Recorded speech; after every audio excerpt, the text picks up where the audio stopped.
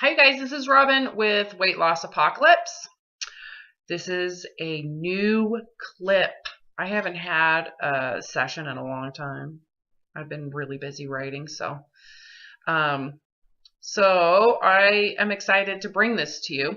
This is a 15-minute clip of a session I did this morning with a client who is recovered. She came to me miserable, depressed, suicidal, and through her will to survive, she had to accept what she was hiding from. So this is us talking about the willingness to open yourself up to the truth of life and letting go of the concepts that you're holding on to that feel like they're keeping you alive. So this is really about what is objective versus subjective, and how subjective needs can manipulate or reduce your ability to live life objectively and to be open to what life would be.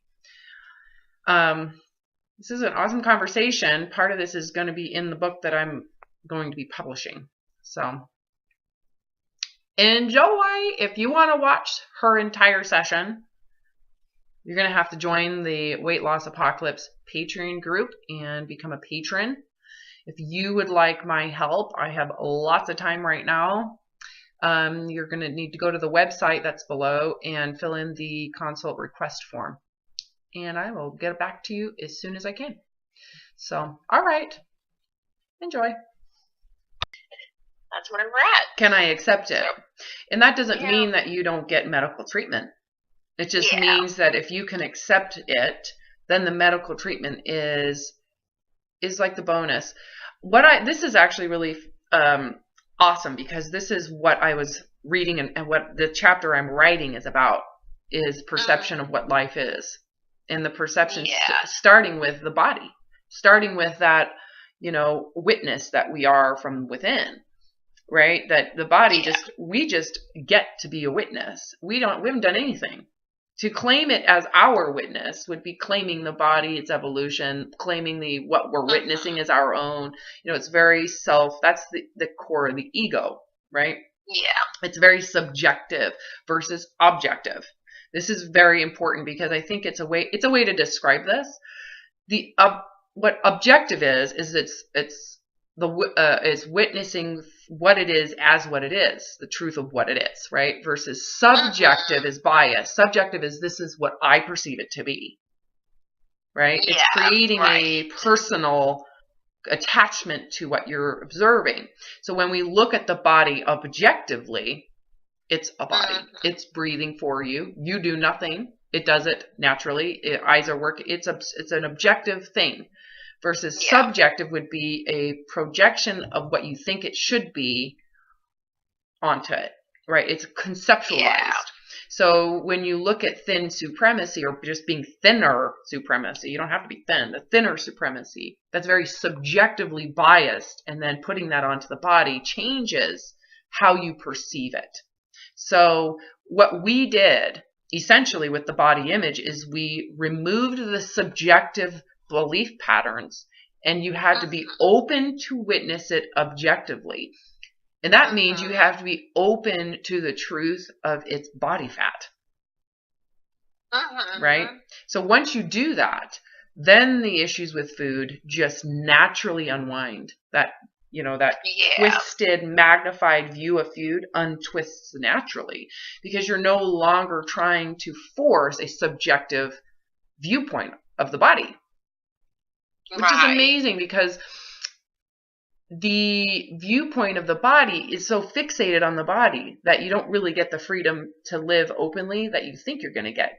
Because you're living fixated on the body, as if the body provides that. The conditions of the body provide freedom. So you're fixated on the conditions, not the freedom. That's why when you lose weight, you don't get the freedom. You think you're all of a sudden your mind will relax and open forward. That's not what happens. It stays focused in on the conditions. So you don't get freedom. You get the conditions. That's the subjective life you wanted. Therefore, you get the subject. You don't get the objective freedom that you think you'll get when you lose weight. Because that would require you stop looking at the the limits that you want from the body. You know what does that make sense? It does. And to me, it's not like let's say you desire, a particular aesthetic or whatever for the body. But what's like the reality?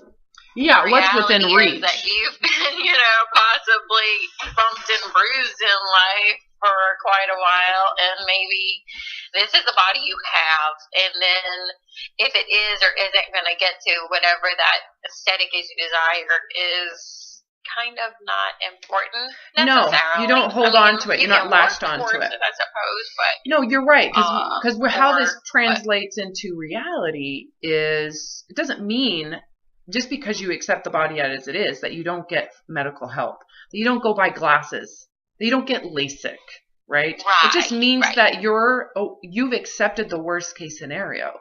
That allows you the freedom to witness and almost like experiment with what the opportunities could be. So this is how someone who gets leg amputation, right? Maybe at the knee, they have to sit in a wheelchair. So they're grateful for the wheelchair. So then they become grateful for the fact that they might get, prosthetics, right? This is like someone who's accepted blindness, but there might be an opportunity with a procedure or eye implants that they could potentially see. So if they've accepted blindness, they're not dependent or pausing their entire life until they see. Does that make sense? Right.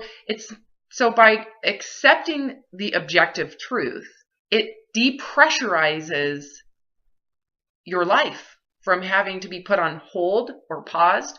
One of the examples I use in the book that will be published soon is that example of blindness. Did I go through that with you? Yeah. So different. I like that. Like when you are blind and there's no opportunity for different, it's like all of a sudden those subjective like limits just melt away. And all of a sudden you just accept the life that the body is providing you. It's like it gives you these receptive awarenesses that allow you to see the beach without sight. The smells, the scents, you have all of that reception. It becomes about witnessing life, where in comparison, there's someone who is perfect sight, perfect hearing, who feels bad about their weight. Basically, it becomes about your weight, not about the ocean. And people think when I lose weight, I will enjoy the ocean. Well, actually, that's not what happens. When you lose weight, you're fixated on your weight and body as if it is self-centered. Your weight is the life or the experience of the beach, right? Versus the beach. It's still internally focused, self-centered versus observant of, because you're focused on the limits. You're focused on the conditions of the body, not the conditions of the beach. Yeah, right? I like that a lot. And the way I kind of look at it is like, instead of identifying with the body so much, you identify with that part of you that's more spiritual, that's witnessing this experience, the part of you that's like eternal. And this is like your current experience that you're witnessing, that you're maybe working through or whatever. And then I like how you take it into, obviously, then you can enjoy the experience as well and not become fixated on this, like, blade of grass. Well, and in the whole scheme of things, I guess, but. That's true. Well, or becoming, so here's reality as it's occurring, and the idea is that you can, to some degree, accept it and manipulate it. Like if I want to climb a mountain, I have the opportunity to climb that mountain. I don't have to sit back and just do nothing. if I am a paraplegic, or let's just say I use the example of Dr. Stephen Hawking, the scientist that had Lou Gehrig's disease, recently died. He had absolutely zero. He had just enough to move his, he had a computer speak for him. He couldn't eat. He couldn't do anything, right? His whole body just laid in his wheelchair. He had just enough to move the wheelchair, right? But yet his mind was so open to witness and to create life without a body, essentially, without the physical ability of the body. He was capable of creating a productive life through the mind, through the openness to witness and to explore through the mind versus explore through the body. Right? The only way to do that is to accept the objective truth and to remove the subjective idea of what you think should happen. So the subjective idea creates a complete and total limit to the reality of all infinite possibility that is there. Right? So that's interesting. Yeah, and it's definitely, it just feels like on a personal level for me, like it's kind of weird that this is happening right now. I don't know if it's like being called to, I guess, release another layer of everything. Because I was like, well, am I going to, I guess I'm going to be fine. I think it'll be fine. And then I'm like, well, doctors don't know anything about chronic illness. So if I go to a doctor, they're probably going to I'm just going to get in this weird routine. But of course I should go to the doctor. Well, you could go but accept it for what it is first. Whatever this is, it is what it is. So if there's something that makes it better, awesome. This is how I've treated my back with all of my, with all of the disc issues, multiple. So it's like, okay, if I can live with this, or make it better through, let's just say, the effort of yoga, how much effort am I willing to put towards it? Well, I've accepted it as it is. So what that means is I'm still happy with my life. I'm not negative and victimized by the fact that I have chronic pain that not only is in my spine, but in my hip sockets, So I can still go to yoga. I went and got injections. I'm going to try to save the money to get this, platelet-rich plasma put in, and injected. At some point, maybe I'll consider spine surgery. I don't know, but my life isn't limited because I've accepted it. Yeah. It really comes down to adaptation, accepting and adaptation. So in terms of you feeling lethargic or tired, start with, okay, this could be aging. This could be not enough sleep. Just think of all of the dynamic possibilities that are occurring here. Yeah. So with that said, does this mean you shouldn't go get blood test? No, go get a blood test. You don't have to. If there is something that you find out, well then awesome, you have a choice. Is it worth it if someone says you have to do this and this and this and this and this and this, and your whole entire life is now fixated on what you have to do, which you now have the choice around, is it worth it, or should I just accept where I'm at so that I can continuously have at least some freedom? Right, exactly. So an example of this would be Helen Keller, who taught herself how to speak even though she can't hear by actually studying the mouth of someone, studying the tongue, and taught herself, with blindness and deafness, how to speak, without having any, so for whatever reason, it was worth it for her to have the ability to communicate. Right. So, and once she had that, so what is it worth? What is it worth? How much life are you willing to sacrifice to have what you think you need? So there's that balance, where at least what I've come to understand for myself is accepting the worst case scenario gives me the freedom to then adjust. If I can't accept it, that means that I have to fix what it is before I can live my life. Yeah. And I have expectations. So, because non-acceptance requires that you have something you think in mind that you are not, that you're in relatively rejecting the truth by. Yes.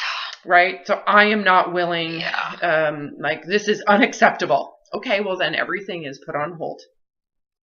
Right. There's benefit to some degree to that. That's how people produce. Like that's how people to some degree are, they're obsessed over a specific solution.